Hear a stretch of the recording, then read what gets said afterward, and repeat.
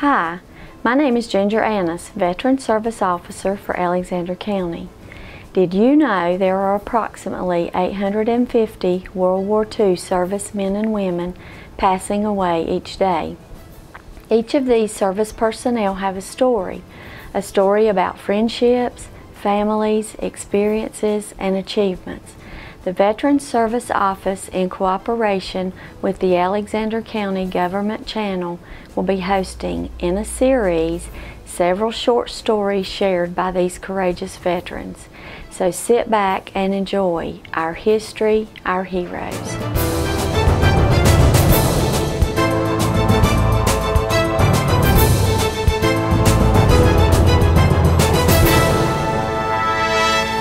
Hi, I'm Ginger Annis, Alexander County Veteran Service Officer, and I'm here with Lee Icenhour.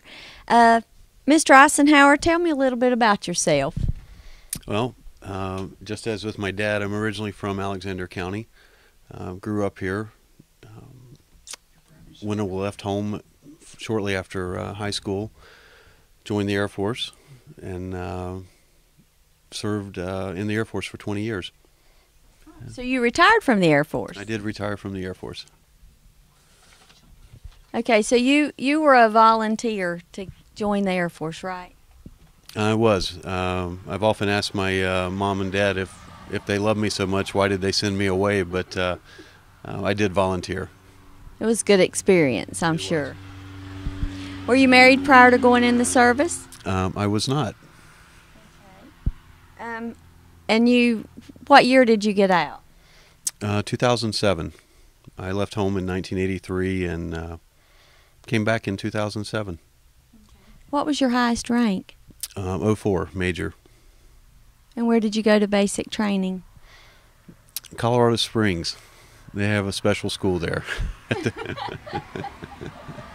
Very nice. What were some of the bases where you were stationed?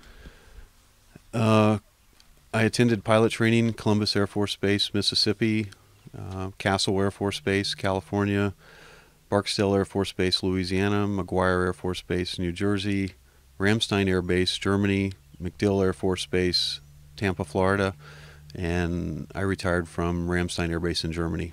Okay. And you said you were a pilot. What kind of a pilot were you? What did you fly? After pilot training, I flew the KC-135. For 3 years, I flew the KC-10 aerial refueler for 5 years. And then I departed the major weapon systems of the Air Force, and I went to operational support aircraft, and I flew Gulfstream aircraft. I flew the Gulfstream 3, the Gulfstream 5, and the Gulfstream 4 in that order. Very good. So you went a lot of places. Around the world, yes. Lots of experiences. Do you remember any of your superior officers, and if so, why? I do remember quite a few. The ones who come to mind are the wait for the truck to go by. The ones I remember, superior officers, the ones who perhaps provided the leadership that you remember. For instance, General John Jumper, I had the opportunity to fly with him. General Jumper, he was famous because when the Air Force went through its TQM, Total Quality Management Force, General Jumper was famous afterwards for saying that we had a quality Air Force before we tried to have a quality Air Force. I remember other superior officers for the leadership, the examples that they gave, the lessons that they taught. Did you serve during a period of war at all? I did. It seems we've been at, when I joined the Air Force, I thought we would never be in a war because it was a peacetime Air Force. And then we had Operation this, Operation that, and it became Desert Shield, Desert Storm. Then Operation Southern Watch, Operation Provide This, Deny This, and then Operation Iraqi Freedom, Enduring Freedom, so WWII Iraq 1, WWII Iraq 2, those type things. What were some of your conditions when you were in the Air Force? You know, in the Air Force, a rough day in the Air Force is when you're in your billeting or hotel room and the remote doesn't work. So I actually, unlike our fellow brothers in arms, the Marine Corps, the Army, never really had it that rough. I did deploy to austere conditions, but always had a tent over my head or as an absolute minimum, and usually those instances were in exercises.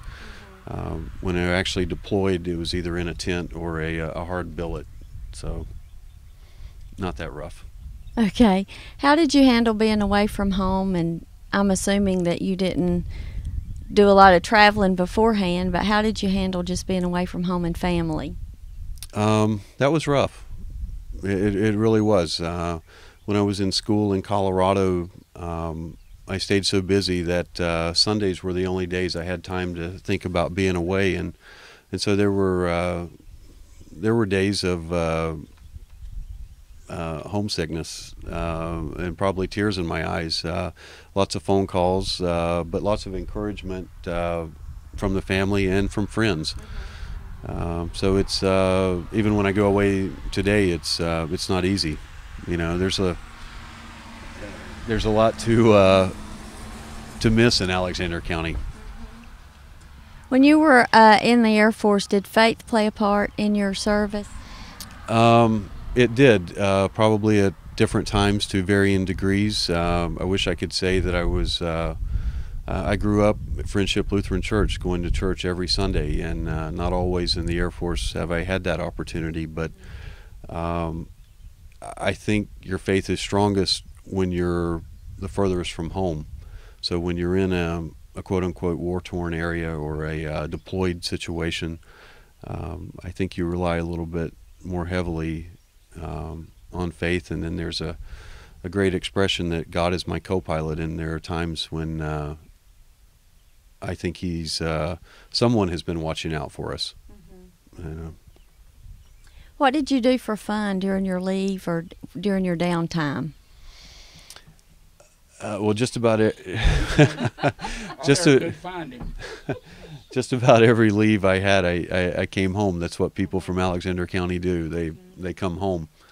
You find fun elsewhere, but you come home, and that's really all you need.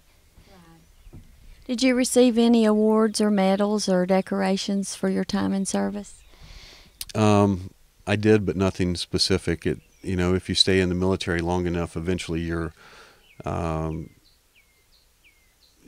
winner of something, of a quarter. You're the company grade officer of the quarter. You're the air crew of the quarter. Those type things. And then in the Air Force, every 3 years when you move, you're given an award of some kind. So, but nothing dramatic or nothing that stands me out from anyone else. Do you still have photos, mementos, and that kind of stuff of your time in the service? Oh, absolutely. And if you're in the Air Force as a flyer, you have T-shirts from every unit you've ever been in. So I have T-shirts that are 20 plus years old. Not all of them fit, but you still have the mementos, and then you have the patches. And thanks to the technology, the internet, Facebook, you have a lot of mementos. Yeah. What's your occupation been since you left the service? Well, I've been fortunate enough to fly for several companies, so I could say pilot. I'm flying same type aircraft that I flew in the Air Force. I'm flying upgraded versions of those aircraft now for a petroleum company on the West Coast. So, doing what I did in the Air Force, what the Air Force trained me to do, is what I'm doing in the civilian world. Which is very special, actually. A lot of people can't say that. Well, exactly. I just happen to have a profession that translates easily to the civilian world. Do you have any other family members that have been in the military? Direct family members. I have one cousin who was who was in the Marine Corps, and that says a lot that I'm willing to acknowledge that. My dad, and my uncles were in World War II. They blew that building. They did. Are you active in any local veteran service organizations? Not locally in Alexander County. If I had to follow a paycheck, so I left home. The town I live in now, the Veterans Building has just been completed, so I will be active in that. But actively locally, no. I wish I were, but no. What would you say to the young people today about the military, or if they were interested in joining the military? I would encourage it. It's an incredible place to start. No matter if you go in enlisted straight out of high school, or if you go to college, or if you go to a military service academy, it's an incredible experience. It may not be for everyone, but it's an incredible experience. And for those who choose not to go in, you may not be directly in the military, but please support those who decide to go in, and then that way you're serving your country too, just by supporting. Just one thing, flying a tanker, did you encounter any scary situations, hairy situations, or anything where you just were like, oh dear, you know, what next? Other than crosswind landings? There were times you were concerned. I don't know if there were scary situations, because the training kicks in and there's really no time to be scared. There were times when you work together as a crew to overcome situations. Situations in any airplane that are scariest, other than someone shooting at you, is bad weather, or when you're low on fuel.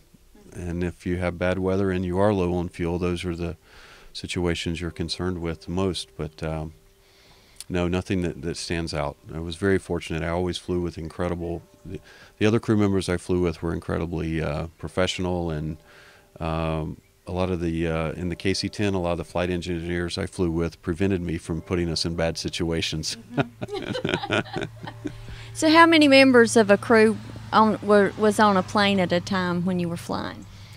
4 on the KC-135 and 4 on the KC-10, and believe it or not, 5 on the Gulfstream.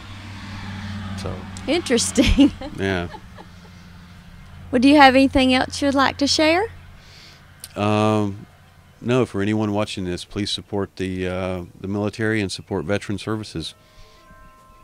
Well, thank you very much, and thank you for your service.